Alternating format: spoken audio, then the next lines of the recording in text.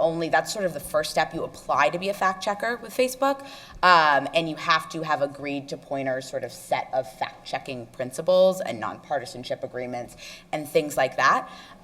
So then people apply for the process, and we sort of pick them from there. We want to make sure that we want as many partners as we can have who have a proven track record of fact checking in the space, and we also want to make sure we're getting people sort of from different sides of the aisle, different organizations. We want to make sure we have regional coverage and national coverage, so that sort of all factors into it.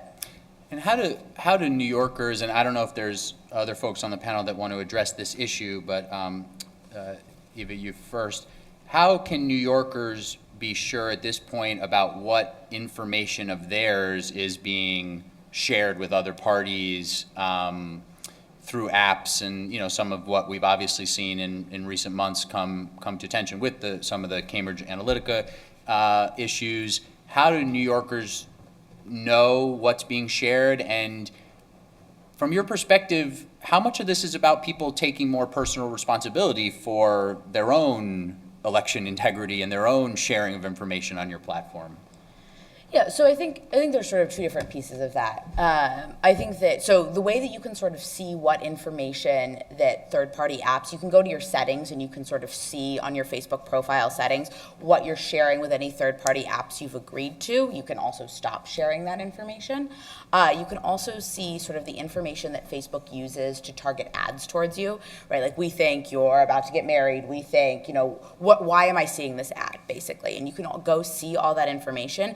And if you don't want Facebook to be able to target you with that information, you can once again choose to remove that. I think it's really important that we give people controls over what data they're sharing, but also that we make it really clear, right? I think part of the problem in the past has been that it's really complicated, it's really hard to find, and disclosure agreements are long, right? And I think this is part of the problem we saw with GDPR as well, is that people aren't going to read through 12 paragraphs, and we can't give people 12 paragraphs of information and then expect them to make an informed choice at the end of that. We have to be able to simplify it and make it really clear what their choices are.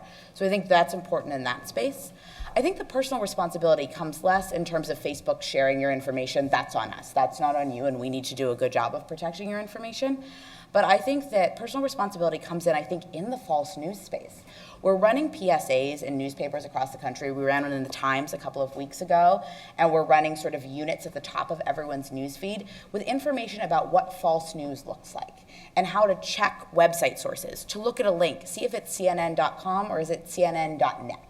Right, to how to sort of double check sources of information that you're looking at and make sure that that is a real and valid source of information. Because I think by educating the population, that is one of the ways that we help to stop the spread of fake news. So that's where I think sort of the personal responsibility thing comes in. It's also on us to stop that propagation, but we need your help. So I think those public information campaigns are important in that space. Anybody here have things they either want more information from? We should, obviously, Facebook is at the top of the totem pole here, but from social media companies, from journalistic enterprises, elsewhere, information that government needs that it's not getting, or regulations that you think need to be put in place that aren't yet. And I guess, Eva, for you, what does Facebook not want government? What's the line there for you? But I know as a state legislator on a number of issues where we've explored that we think things are happening on the internet that should not be. We've learned that you really can't pass a state law or a local law to say, stop, we don't allow that in New York, because there's a federal act, the Communications CDA. It was a bill passed by Congress, I think, before they even understood what the internet was. And it basically says states and localities can't apply any laws to, quote unquote, a business activity on the internet. Well, as the entire world shifts to being internet driven, and again, I'm not saying I'm opposed or that I think I could do anything about it anyway, it's a real issue for the ability of states to move forward with 21st century regulations that we think make sense to protect the people of our state, because we're basically superseded by federal law that says, no, we have to do it. And a lot of us are pretty suspicious the feds aren't going to get around to doing any of this, perhaps in our lifetime. last 2 minutes here, final couple thoughts? I would just say on the social media aspect of it, particularly on Election Day, don't rely on your fellow citizens for information or what appears to be one of your fellow citizens, knowing that there's all these bots out there. Double check anything with us. We have a 1-800 number. We have a website. You can call 311, get in touch with a live person. If there's anything that seems to be amiss or misleading, like your poll site has been closed down, those kinds of things, just double check with the official government source, and that'll offset some of the other things. And then I just want to thank Senator Kaminsky for bringing up the physical security of the poll sites. Our commissioners have recommended that schools be closed to students for several years now, and we hope that that comes to fruition.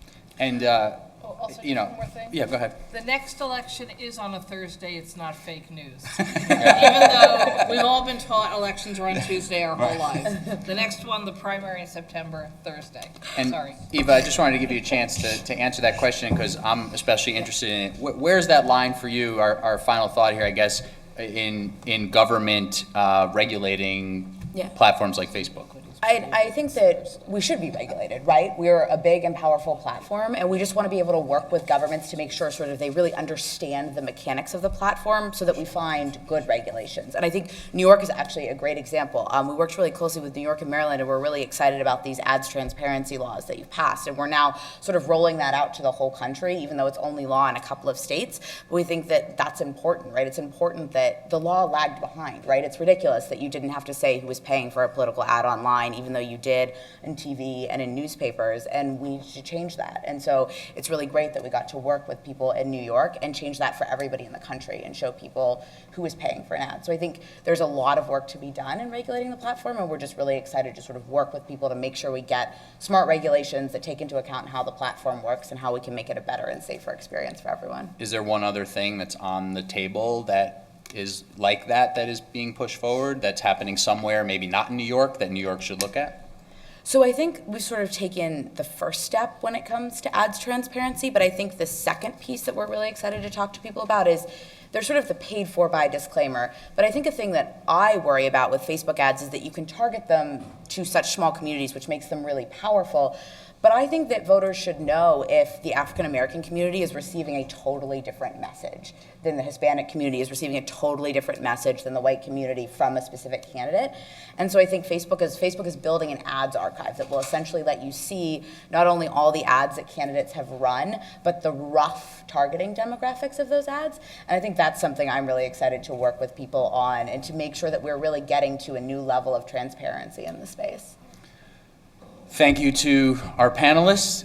Thank you all to being here. Thank you to City and State for having me.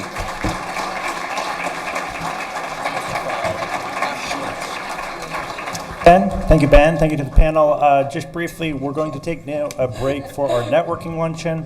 We'll resume just before 1 with our awards, and we have 2 more top-notch panels as well as a Q&A this afternoon, so I encourage you to stick around. It's smart. Around 1, we'll get started. Thanks. You've done a few of these before?